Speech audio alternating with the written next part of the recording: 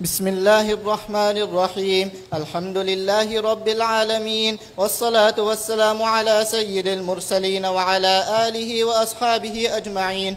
أما بعد، وبالسند المتصل منا إلى الشيخ الإمام الهمام الحافظ الحجة أمير المؤمنين في الحديث أبي عبد الله محمد بن إسماعيل بن إبراهيم بن المغيرة بن البردزبة الجعفي اليماني البخاري رحمه الله تعالى، اللهم انفعنا بعلومه وعلومهم آمين يا رب العالمين، أنه قال: بسم الله الرحمن الرحيم. باب كيف كان بدء الوحي إلى رسول الله صلى الله عليه وسلم.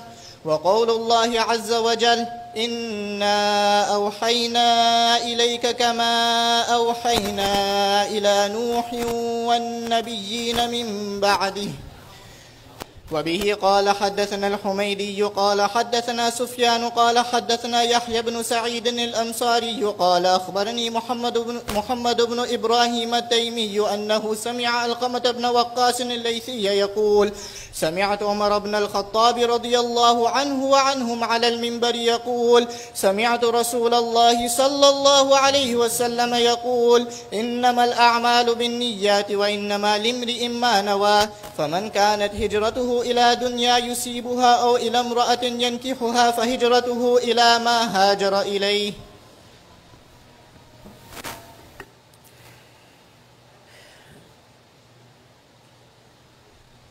یہ کتاب جس کو بخاری کہا جاتا ہے، نسبت کی جاتی ہے امام بخاری رحمۃ اللہ علیہ کی طرف۔ انہوں نے لاکھوں احادیث کے اندر انتخاب کر کے چند ہزار احادیث کو سندوں کے ساتھ اپنی اس کتاب میں اکٹھا کیا ہے۔ حدیث کی بہت سی کتابیں ہیں۔ امام مسلم رحمۃ اللہ علیہ نے ایک کتاب میں حدیثوں کو جمع کیا،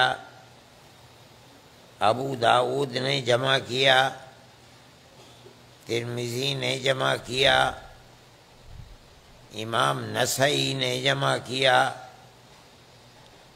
امام مالک رحمۃ اللہ علیہ اور امام محمد رحمۃ اللہ علیہ اجمعین نے جمع کیا۔ اسی طرح سے ایک کتاب یہ ہے جس کو امام بخاری رحمۃ اللہ علیہ نے جمع کیا۔ یہ کتاب علم حدیث کی کتاب ہے۔ کہا جاتا ہے علم حدیث ما نسب الى رسول اللہ صلی اللہ علیہ وسلم قولا فعلا صفتا او تقریرا۔ یہ وہ علم ہے جس کی نسبت تمام نبیوں کے سردار ہمارے آقا حضرت محمد صلی اللہ علیہ وسلم کی طرف کی جاتی ہے۔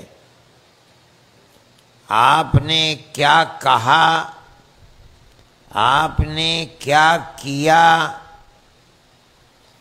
آپ کا جسم کیسا تھا، رنگ کیسا تھا، صورت کیسی تھی، کیسے چلتے تھے، آپ کی عادات و اطوار کیسی تھیں، کیسے کھاتے تھے، کیسے اٹھتے تھے، کیسے بیٹھتے تھے۔ اسی طرح سے آپ کے رہتے ہوئے کوئی کام صحابہ نے کیا، اگر نبی کریم علیہ الصلاۃ والسلام نے اس پر کوئی نکیر نہیں فرمائی تو یہ دلیل ہے اس بات کی کہ وہ کام صحیح تھا۔ اگر غلط ہوتا تو آپ نکیر فرما دیتے۔ چونکہ دین کا مدار صحابہ کے اوپر ہے، پہلی اینٹ صحابہ کی چلتی ہے، قیامت تک اگر یہ اینٹ سیدھی رہے گی تو دیوار سیدھی ہوگی۔ اگر صحابہ کوئی عمل اسلام کے اندر صحیح نہیں تھا اس کو کرتے تھے تو یقیناً اللہ اپنے نبی کو وحی کے ذریعے بتا دیتا اور آپ اس کے اوپر نکیر کرتے، لیکن آپ نے نکیر نہیں کی، اللہ نے آپ کو اس سے باخبر نہیں کیا۔ یہ دلیل اس بات کی ہے کہ وہ عمل صحیح تھا، اسی کو تقریر کہا جاتا ہے۔ آپ نے اصول فقہ کے اندر پڑھا ہوگا بیان تقریر، جس کو کہا جاتا ہے کہ السکوت فی محل البیان بیان، یہی وہ چیز ہے جس کو یہاں تقریر کہا جا رہا ہے۔ اصل چیز یہ ہے کہ نبی بالکل بے پڑھے لکھے آدمی تھے، نہ انہوں نے کسی مدرسے میں پڑھا اور نہ کسی استاد سے انہوں نے علم کو سیکھا۔ نبی کے پاس جو علم ہے وہ اللہ کی وحی کے ذریعے سے آیا ہے۔ اللہ اپنے فرشتے حضرت جبرائیل کو بھیجتے ہیں، وہ نبی کریم علیہ السلام کے مبارک قلب پر تشریف لاتے ہیں اور علم کو پہنچاتے ہیں۔ وہ علم دو طرح کا ہے، ایک کو وحی مطلوع کہا جاتا ہے، ایک کو وحی غیر مطلوع کہا جاتا ہے۔ وحی مطلوع وہ وحی ہے جس کے معنی اور جس کے الفاظ دونوں اللہ کی طرف سے ہیں۔ نبی کو یہ اختیار نہیں ہے کہ وہ ان الفاظ کو تبدیل کر کے ان معنی کو بیان کرے، اس لیے وہ وہی الفاظ جو اللہ نے جبرائیل کو دیے اور انہی الفاظ کو جبرائیل لے کر نبی کے پاس آئے، اللہ نے انہی الفاظ کو نبی کے سینے میں محفوظ کر دیا، آپ نے انہی الفاظ کو لکھوا دیا، انہی الفاظ کو صحابہ نے محفوظ کر لیا۔